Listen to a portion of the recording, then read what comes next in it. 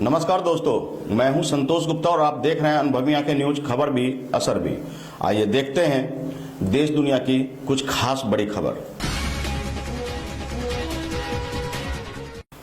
आइए हम आज आपको बनमनखी के ऐतिहासिक महत्व और धरोहर के बारे में जानकारी देते हैं। बनमनखी सीमांचल की भूमि पर अवस्थित है। पूर्णिया जिला के अंतर्गत एक सब डिवीजन अनुमंडल है बनमनखी।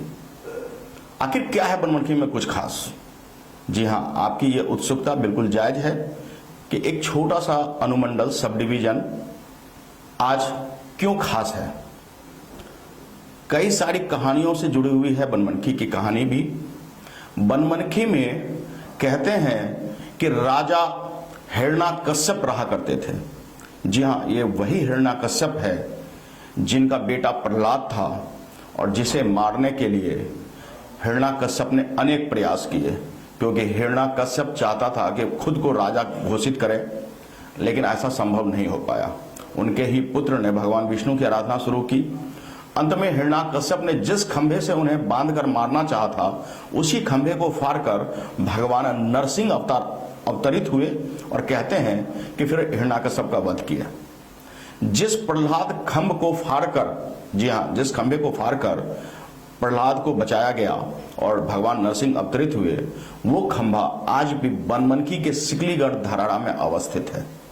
और यही वजह है कि इस पौराणिक रहस्यों से जुड़ी हुई, पौराणिक कथाओं से जुड़ी हुई यह बनमनखी विशेष हो जाता है, महत्वपूर्ण हो जाता है। आपको बता दें कि होली पर्व जो हम आप मनाते हैं, इसकी शुरुआत भी यहीं से हुई थी।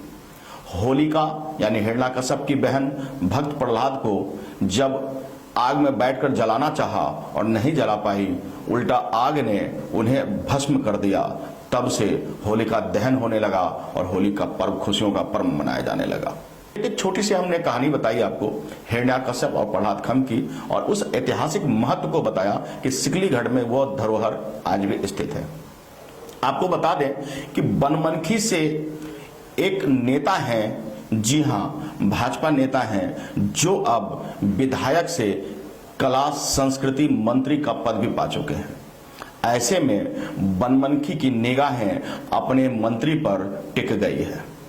टिकना वाजिब भी है।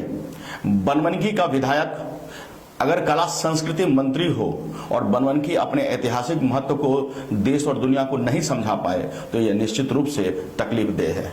हम कला संस्कृति मंत्री से अनुरोध करेंगे कि वे बनमनखी की भूमि से जुड़े हुए हैं और कला संस्कृति मंत्री है, यह विभाग सौभाग्य से उन्हें मिला है, तो बनमनखी का संपूर्ण विकास करें, पर्यटन स्थल बनने में अपना योगदान दें।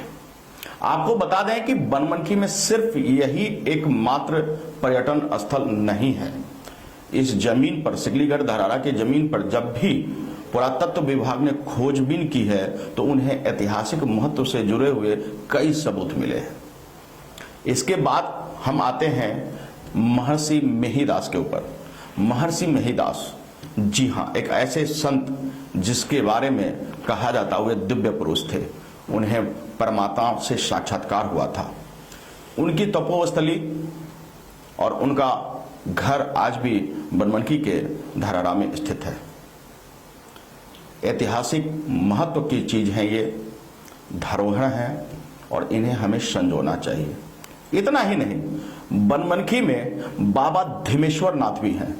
कहते हैं कि ऐतिहासिक महत्व ही नहीं, पौराणिक महत्व ही नहीं, ये साक्षात अवतरित हुए हैं और इनकी विशेष लीला है और लोग यहाँ हजारों लाखों की संख्या में सावन में उमड़ते हैं। देखिए वीडियो।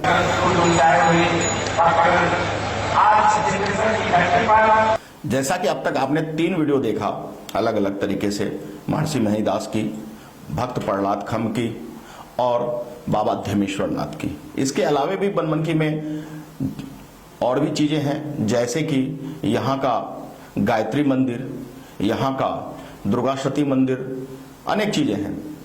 हम आपको बता दें कि सीमांचल की भूमि कई कवियों, लेखकों और बड़े बड़े ऐतिहासिक महत्व को समेटे हुए हैं।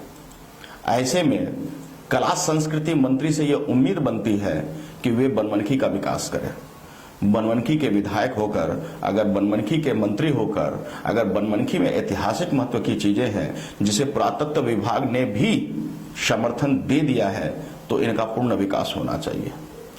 पर्यटन की अपार संभावनाएं हैं। जी हां, पर्यटन की संभावना है अपार, फिर क्यों सो रही है सरकार? जी हां, पर्यटन की संभावना है अपार और सो रही है बिहार सरकार, सो रही है भारत सरकार। आपको बता दें कि बनमनखी ऐतिहासिक महत्व को रखता है। बनमनखी में रेलवे जंक्शन भी है, बस स्टैंड की सुविधा भी है, सड़क यातायात भी है, रेल यातायात भी है। तो निश्चित रूप से अगर इसका विकास किया जाए तो पर्यटक यहां आएंगे।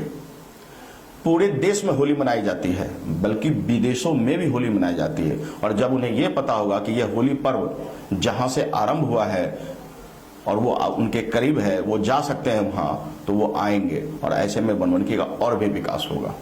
बनमनखी इतना ही नहीं है, कृषकों की भूमि भी है यहाँ, कृषक के खास स्थल भी है ये। कभी बनमनखी में ऐतिहासिक महत्व का चीनी मिल भी हुआ करता था, आज भी सीना ताने खड़ा है, लेकिन जर्जर नरकंकाल बनकर। जी हां, जर्जर औद्योगिक कंकाल बनकर। औद्योगिक कंकाल ही है क्योंकि सब कुछ उसमें से धीरे धीरे समय ने लूट लिया है। समय के हाथों लूटा पिटा यह चीनी मिल अब बिल्कुल बर्बाद है। आपको बता दें कि हम चीनी मिल पर चर्चा नहीं कर रहे हैं, हम चीनी मिल पर आपको एक विशेष कवरेज दिखा चुके हैं। आज हम बनमनखी के महत्व को दर्शा रहे हैं, कला संस्कृति मंत्री जी को जगा रहे हैं, बिहार सरकार को जगा रहे हैं और अपने देश की सरकार को जगा रहे हैं कि बनमनखी में पर्यटन की विकास की संभावनाएं खंगाली जानी चाहिए और पर्यटन का संपूर्ण विकास यहां होना चाहिए। तो बनमनखी का विकास अगर होगा तो निश्चित रूप से यहाँ के लोग संपन्न होंगे, यहाँ के कृषक और मजदूरों व्यवसायियों को अधिक रोजगार की संभावनाएं बनेगी। तो देश खुशहाल होगा, हमारा समाज खुशहाल होगा, तो हमारा राज्य खुशहाल होगा, हमारा देश खुशहाल होगा। बहरहाल आज के लिए इतना ही। हमारे साथ बने रहिए और देखते रहिए अनुभवी आंखें न्यूज, और हाँ, पढ़ते भी रहिए अनुभवी आंखें न्यूज। हम आपकी सेवा में हाजिर होते रहेंगे। आपका चैनल, आपकी आवाज। अगर आपको हमारा यह छोटा सा प्रयास पसंद आया हो तो लाइक और सब्सक्राइब करना न भूलें।